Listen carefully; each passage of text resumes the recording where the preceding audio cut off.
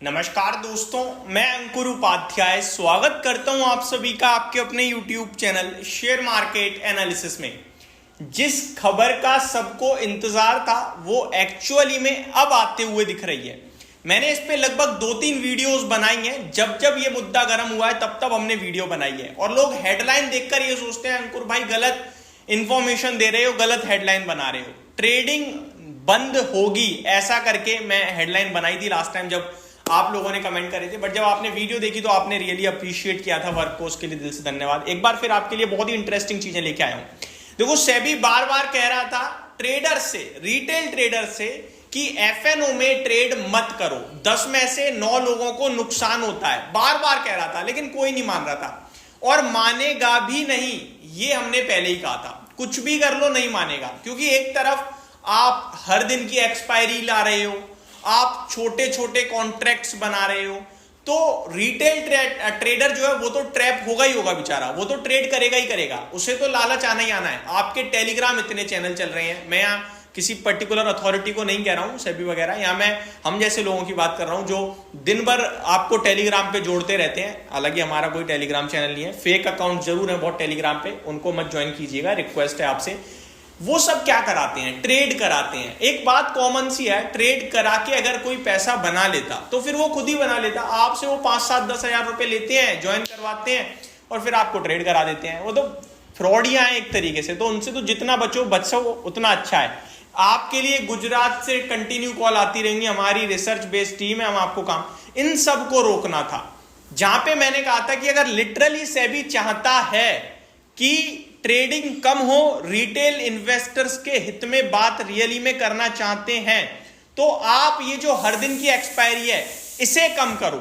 ये जो कॉन्ट्रैक्ट्स आपके हर दिन एक एक्सपायरी आती है इसे कम करो। एक्सचेंजेस से बोलो लॉट साइज बढ़ा दें। एक जमाने में निफ्टी का लॉट साइज 75 का हुआ करता था, फिर 50 पे आया, अभी 25 पे आ गया। तो कॉन्ट्रैक्ट क्यों छोटे कर रहे हो? कम पैसे में ट्रेडिंग होगी, हर व्यक्ति कोशिश करेगा ज्यादा बनाने की और लॉस खा रहा है। लेकिन इस बार सेबी सही कदम उठाते हुए दिख रहा है। जो हम लोगों ने सोचा था, चाहा था, वो हो रहा है। ट्रेडिंग बंद नहीं होगी। देखो, ट्रेडिंग बंद नहीं हो सकती है, वो एक सबसे बड़ा रेवेन्यू है, देश का रेवेन्यू है। ऐसा नहीं है कि केवल और केवल एक्सचेंजेस का है, ब्रोकर्स का धंधा है। ब्रोकर्स की जिंदगी खत्म हो जाएगी ट्रेडिंग बंद हो गई तो, वो सर्विस नहीं दे पाएंगे, उन्हें पैसा ही नहीं आएगा।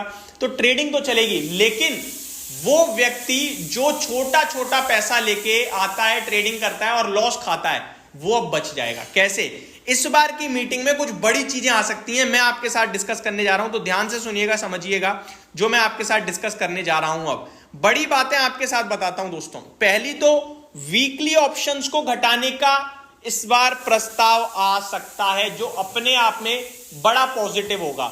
यानी कि जो आपकी हर दिन एक्सपायरी है ना, Monday, Tuesday, Wednesday, Thursday, Friday, हर दिन एक्सपायरी है, ये हर दिन एक्सपायरी नहीं होगी। इससे बहुत बड़ा फायदा होगा। अब वो क्या होगा समझिए, हर दिन 0-0 आप कर रहे हो अभी, अब आपके लिए एक ही दिन में मान के चलो 5 एक्सपायरी हैं, तो आप एक ही जगह अपना पैसा लगा पाओगे, आपके पास डेली पैसा फ्री नहीं होगा। इससे क्या होगा, बड़े लेवल पे लोग बचेंगे। हर दिन जो 0-0 बन रहे हैं वो एक ही दिन बनेंगे और एक ही दिन घाटा खाएंगे। ज्यादातर लोग घाटा खाते हैं, इसलिए मैं घाटा यूज कर रहा हूं वर्ड। दूसरी बात, स्ट्राइक प्राइस को कम कर सकते हैं। ये जो अभी 50-50, 100-100 पॉइंट पे, 50-50 पॉइंट पे स्ट्राइक प्राइस है, आप निफ्टी में देखते हो, तो इनको कम कर दिया जाएगा।